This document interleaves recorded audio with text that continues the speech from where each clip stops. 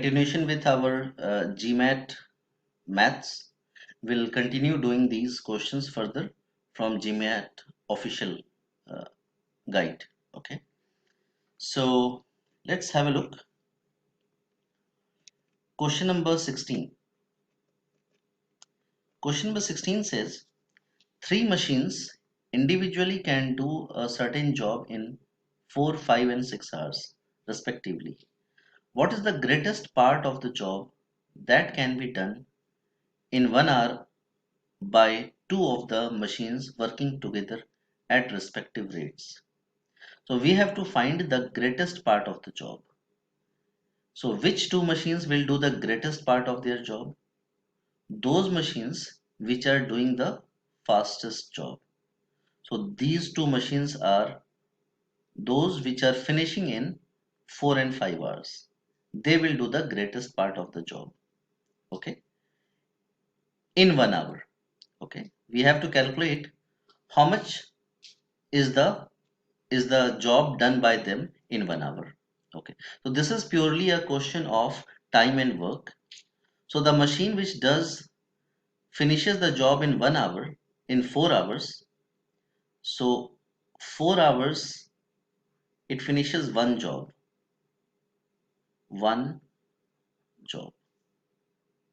I'm talking about one individual machine. Okay, so in 4 hours it finishes one job. So in 1 hour it will finish 1/4 of the job, right? That is about one machine, first machine.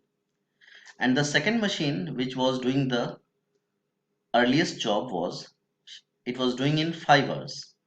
So we are talking about in 5 hours that machine will individually finish one job, right? So in 1 hour it will finish 1/5 of the total job. Correct, guys? So the first machine will finish 1/4 of the job and the second machine will finish 1/5 of the job. So these two machines combinedly together will finish how much job? 1/4 plus 1/5 of the job. They will do this part in 1 hour, right? So this is their work, combined work in 1 hour. So we'll calculate making the same denominator. I will multiply up and down by 5 and here up and down by 4. This is how we do the addition of fractions. So we get 5 over 20 plus 4 over 20, which is 9 over 20. So this is the part of their job completed in 1 hour. Okay, these two machines. Option B is the correct answer, right? Let's try question number 17th. Question is the value of -3 minus -10 is how much greater than the value of this much. So we'll calculate the value of this part first. This is basically -3 and minus minus means plus. Two minuses makes plus. So -3 plus 10 will be plus 7. Okay, and this number is basically -10 minus -3 is basically plus 3. So this is -7. Now the question is the value of 7 is how much greater than the value of -7. So this 7 we have to find is how much bigger than -7, right? So bigger value minus the smaller value. Okay, so we have to calculate this number. So 7 minus minus means plus 7. Two negatives make positive. So 7 plus 7 is 14.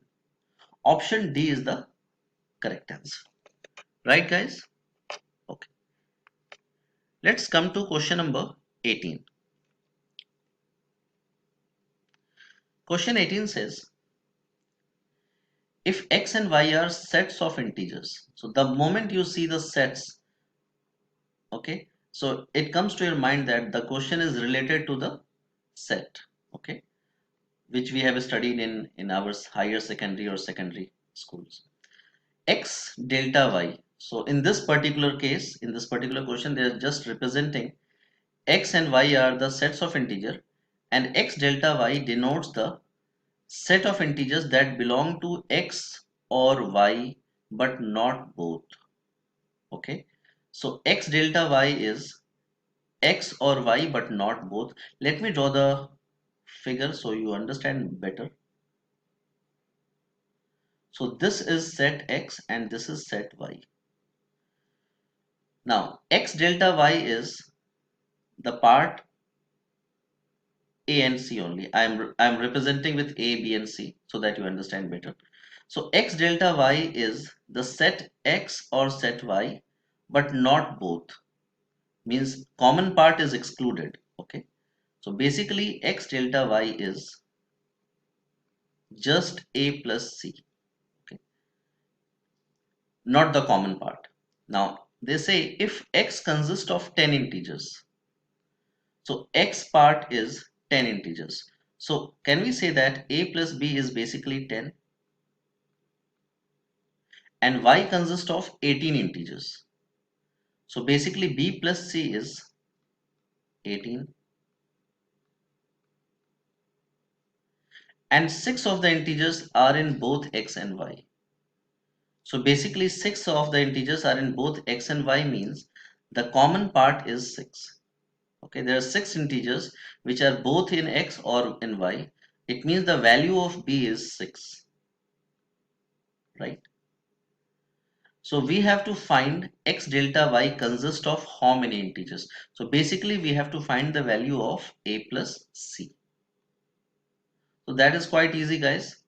You know B is 6. So from the first relation, A will be how much? 4. And from the second relation, C would be how much? 12.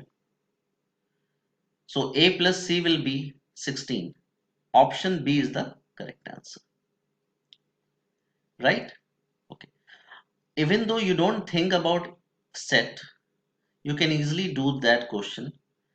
They have said if x consists of 10 integers and 6 of the integers are in both x and y, so only x has 4 integers and similarly only y has total 18 integers and 6 are in both x and y, so only y has 18 minus 6 which is 12 integers. So only x and only y, the total number of integers will be 16. Option B is the correct answer. Hope it makes sense. Let's come to question number 19.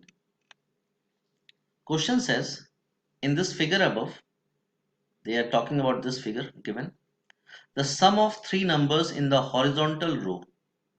So the numbers which are in the horizontal row are added 37 plus 38 plus 15.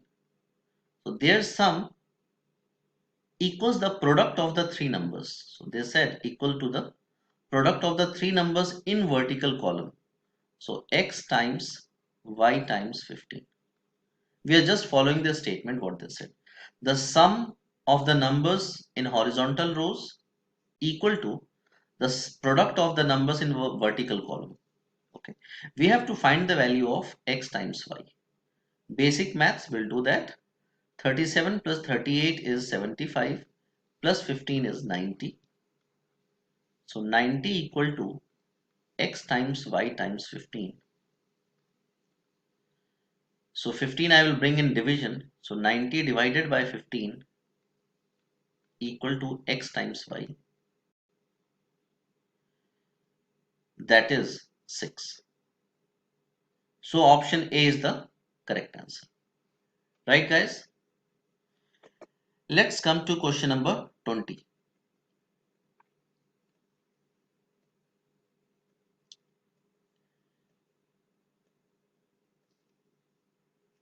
Have a look at question number 20. It says 1 plus square root 5 multiplied by 1 minus square root 5. We have to solve it. For those who don't know the formula, I will just do the basic multiplication. So this 1 will multiply with this one So we'll get 1 times 1, which is 1. And then this 1 will multiply with negative root 5. So we will get negative root 5, right? Okay. And then the term for positive root 5 multiplying with this one would be positive root 5. And this positive root 5 multiplies with negative root 5.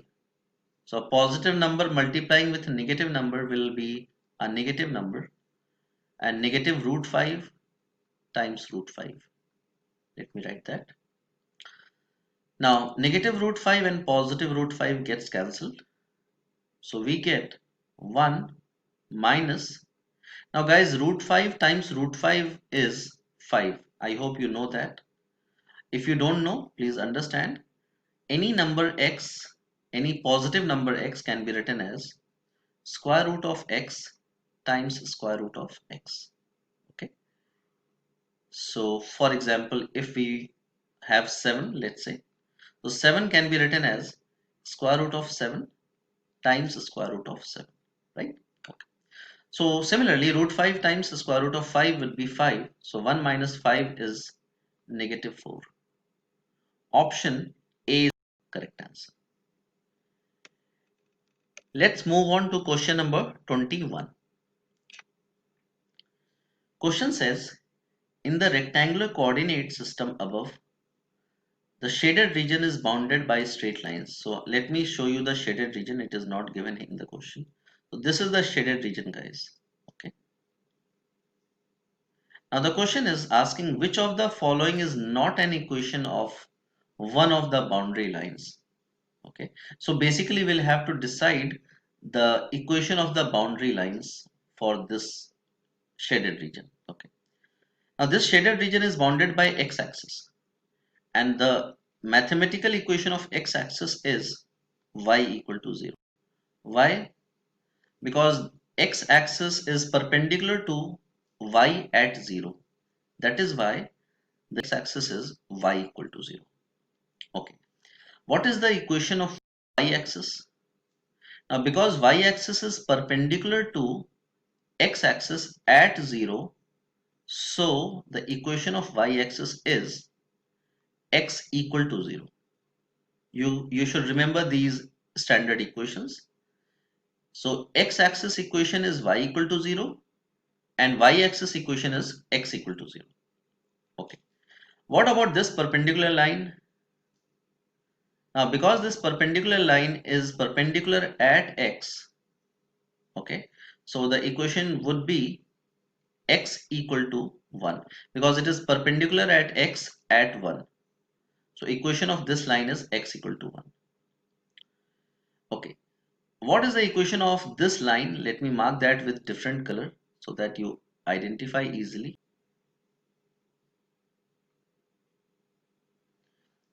So we are talking about this equation.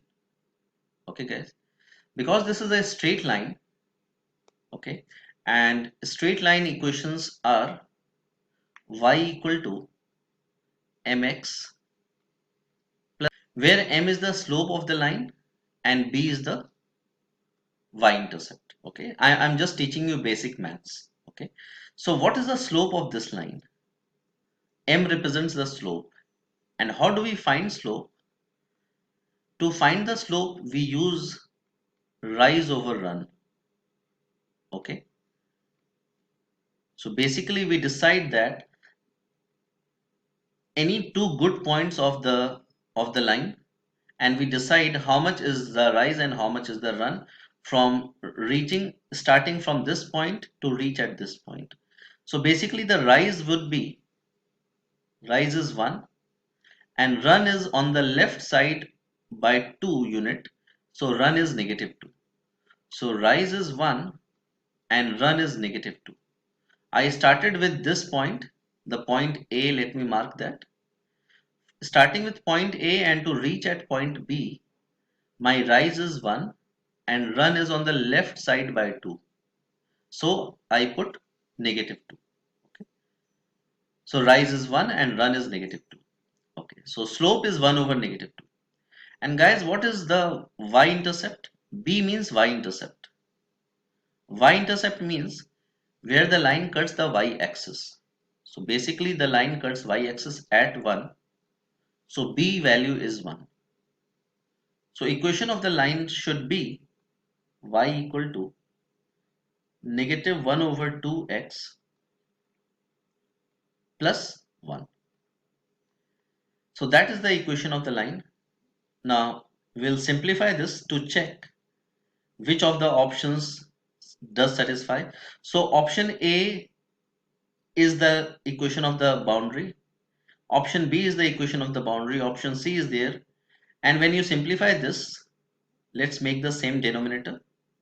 So y equal to negative 1 over 2x plus 2 over 2. I just tried to make the denominator same.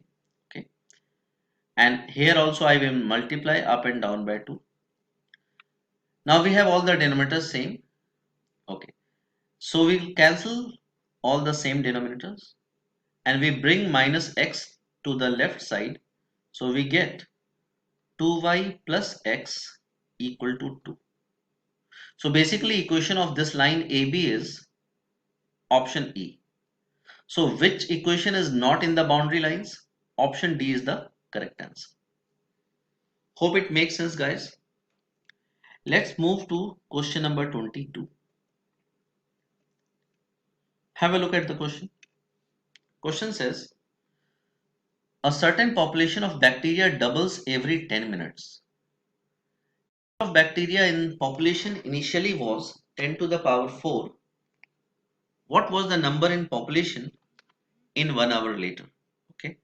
So basically it started with 10 to the power 4. Calculated nicely. So in first 10 minutes, it became double. So double means 2 times 10 to the power 4, right?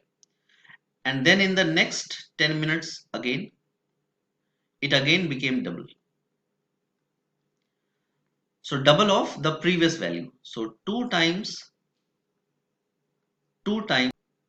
that happened in the second 10 minutes. Okay. So basically we have covered 20 minutes. And then in the third 10 minutes, it again becomes doubles. So double of the previous value. So 2 times 2 times 2 times 10 to the power 4.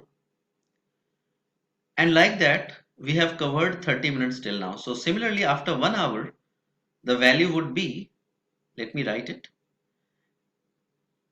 After 1 hour, we are basically covering 6 periods of 10 minutes. So my value would be 2 to the power 6 because we'll multiply 2 6 times 10 to the power 4. So option C should be the correct answer. Hope it makes sense. Let's come to question number 23. Question says, how many minutes does it take to travel to 120 miles at 400 miles per hour? So it's a basic question of time, speed and distance. We have to find the time, guys. Okay. So let me write down the formula for time equal to distance over speed. Okay. You should memorize this. Now distance is how much? 120 miles. We have to take care of the units. Okay. And speed is 400 miles. So let me write nicely.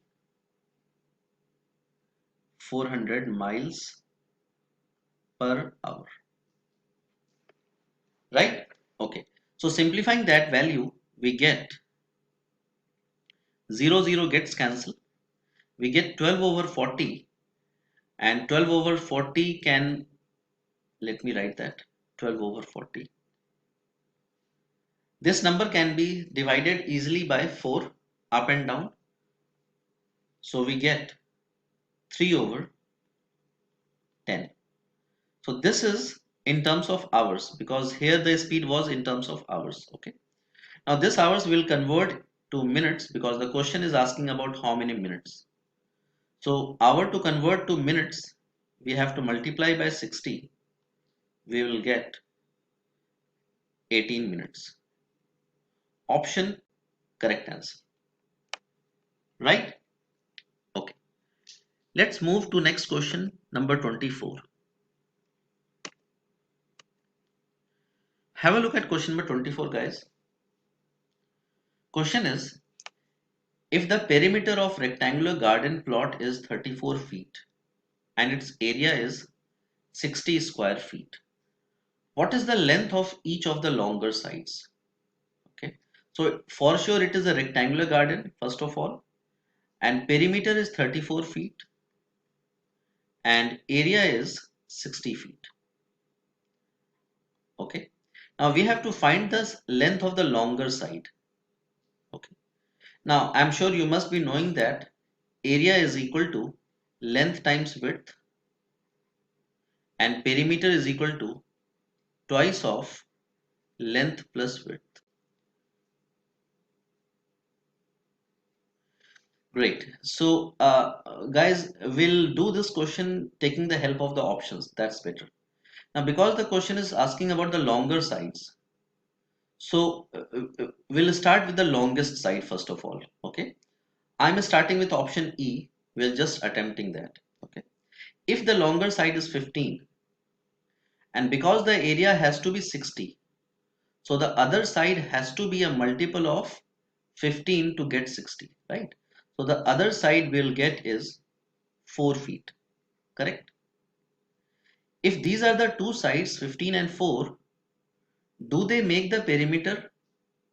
How much will be the perimeter with these two sides? So perimeter would be twice of 15 plus 4, which is 38. As per the question, the perimeter should be 34. So option E is not the correct answer. Okay. Now we'll go to the next greatest value, which is option D, 12. Okay. If 12 feet is one of the side, then the other side has to be 5 feet. Then only the area would be 60, right? 12 times 5 gives you 60. Okay. And if the sides are 12 and 5, what is the perimeter? 2 times 12 plus 5. Let's calculate that. 2 times 12 plus 5 would be 34. Right? And which is the required perimeter. So yes, option D satisfies the condition. Option D is the correct answer. Greatest side is 12 feet. Good guys. Let's solve question number 25. Question says, a certain manufacturer produces items for which the production cost consists of annual fixed cost totaling 130,000 and variable cost averaging $8 per item. So we'll calculate the cost.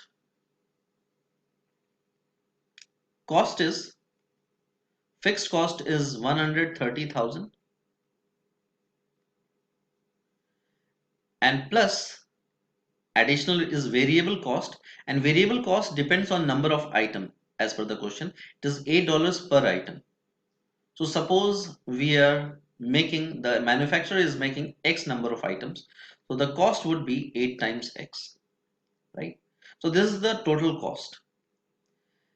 Now if the manufacturer's selling price per item is $15, so if he is selling at $15 per item, how much is the selling price? Selling price 15x, because number of items. So by selling X number of items, he will earn 15x dollars. Now, how many items must the manufacturer produce and sell to earn an annual profit of 150,000? Now, he has to make a profit of 150,000, and guys, we know that profit is selling price minus cost price, right? The extra selling price gives us the profit. So we'll just make an equation and we'll solve that. So it is 150,000 equal to selling price is 15x, the cost price. While writing cost price, we need to put a bracket, guys. Okay, because this minus thing will disturb the whole. So we have to put a bracket inside. So 130,000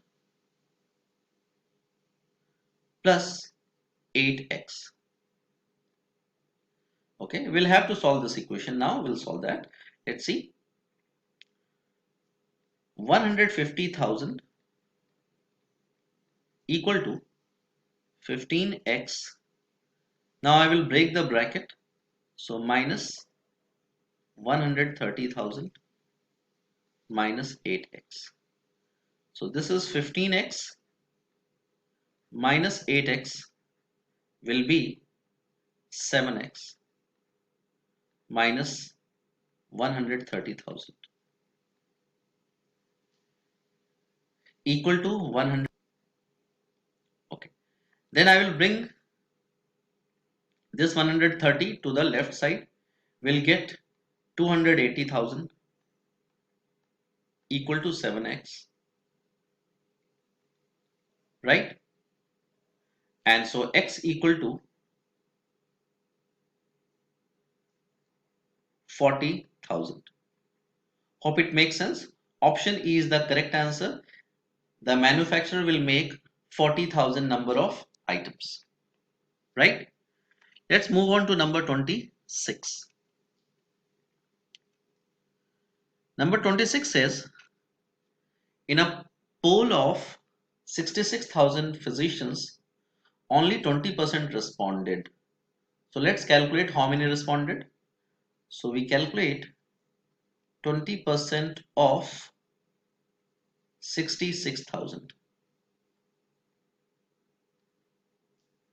We'll do the basic calculation.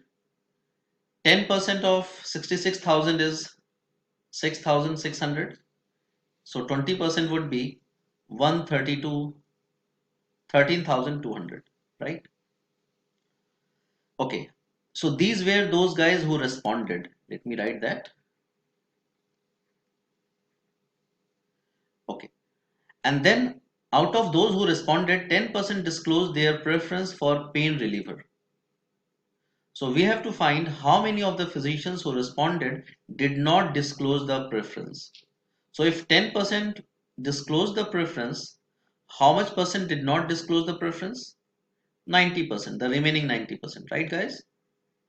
So basically we have to calculate those who did not respond to pain reliever, okay, who did not disclosed their preference for pain reliever are 90% of those who responded, which is 90% of 13,200. So we'll calculate that very basic calculation. 90 times 13200, right? We get two zeros cancelled. 9 times 2 is 18.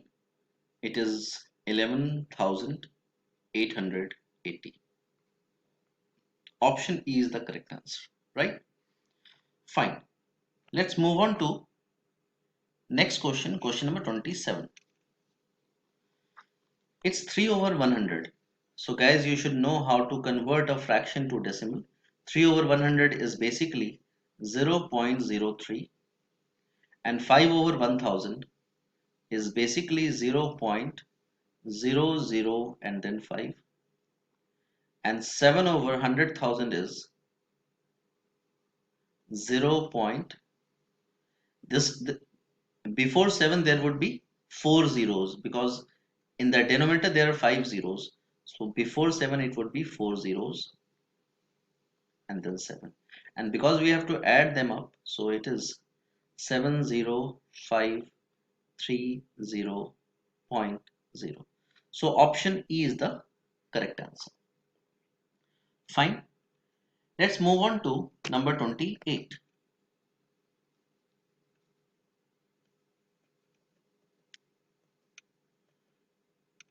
Question says, if the number n of calculators sold per week varies with the price P in dollars according to the question this, what would be the total weekly revenue from the sale of $10 calculators?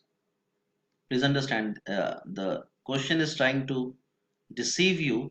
It's not 10 calculators, it's $10 calculators. It means the price of the calculators are $10. Okay. So first we'll find with this equation how many calculators are there with the price $10. So we'll get n equal to 300 minus 20 times 10 would be 300 minus 200, which is 100. So there are 100 calculators whose price are $10 each. Now the question is asking total weekly revenue. So by selling those $10 calculators, 100 calculators each price $10, revenue would be 100 multiplied by 10, which is 1000. Right? So option C is the correct answer. Right, guys? Let's solve question number 29. Question is, which of the following fractions is equal to the decimal this number? So fine, we'll solve it. We'll see how to convert a decimal into a fraction. This is basically just write down the number 625 divided by, for the decimal you write 1, and to the right side of decimal whatever be the number of digits, so there are 4 digits, so you write 4 zeros. Okay guys, this is how we convert a decimal to a fraction. You just write down the number without decimal and all, write down the number, and in denominator for decimal you write 1, and to the right side of decimal count how many digits, those many number of zeros you will have to put after 1. Okay, and then we'll have to simplify. These two numbers are divisible by 5, so I will divide both of them by 5. So 5 times 2 is 10, 2000, right? Further it is still divisible by 5, so I will divide 25, and 5 will divide 20 as 4, so we'll get 2 zeros extra. Further it is still divisible by 5, so 5 over 80, and again 1 over 16. You should improve your calculation skills, right? Okay. Let's move on to number 30. Question number 30 says, in the figure above, x over x plus y equal to 3 over 8, we have to find the value of x. So guys, in this figure you can see x and y are complementary angles. Sorry, x and y are supplementary angles. And we know what is supplementary angles. They are actually, this is the linear pair, right? Right? Because they make a straight line. So x and y are supplementary angles, and supplementary angles or linear pair make the sum 80. So x plus y value is basically 180 in this case. These two angles will add up to 180. We'll just plug in the value. See, x over 180 equal to 3 over 8. So we'll have to solve for x. We'll get x equal to 180 in division will come to the other side in multiplication. So 3 times 180 divided by 8. 55. I'm just dividing 8 and 180 by 2. So 2, 4 and 2, 90. So 90 times 3 is 270. 270 divided by 4. You can divide it. Option B is the correct answer. Right guys? Let's solve question number 31. Question says, if positive integers x and y are not both odd, which of the following must be even? So in such cases, when they clearly says that they are not both odd, we'll take certain examples. So when they said x and y are not both odd, it means x and y both could be even, or one could be even and one could be odd, right? But both are not odd. So we'll take some examples. Let's say I'm taking x, both are even. So x2 and y4 I just took. As per the question, I'm doing that because they said x and y are not both odd. So I just took them as both even. So which of the following must be even? Option A is even, right? I will just check all the options. Option B is even. Option C will be even. 2 minus 4 would be negative 2. I will consider it as an even number, okay? Negative sign is not considered. X plus y, 6 minus 1 would be 5. So this would not be even, okay? So this option gets rejected. Option A is 2 times x plus y, which is 2 times 6, which is 12. 12 minus 1 is 11. 11 is also not even, right? So when x and y both are even, then it could be option A or B or C, right? Okay. Now we'll take second case when one is even and one is odd, because that is also a chance, right? We'll take that case.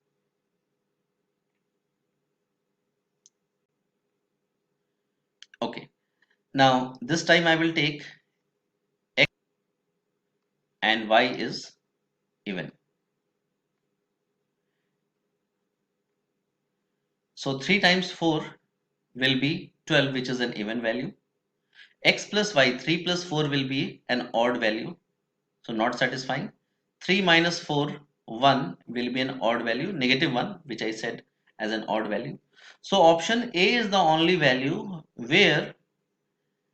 which is even when both x and y are even, or when one of them is even. Okay, so option A is the correct answer, right? So this was the session today for GMAT, guys. Hope to see you soon. Thank you.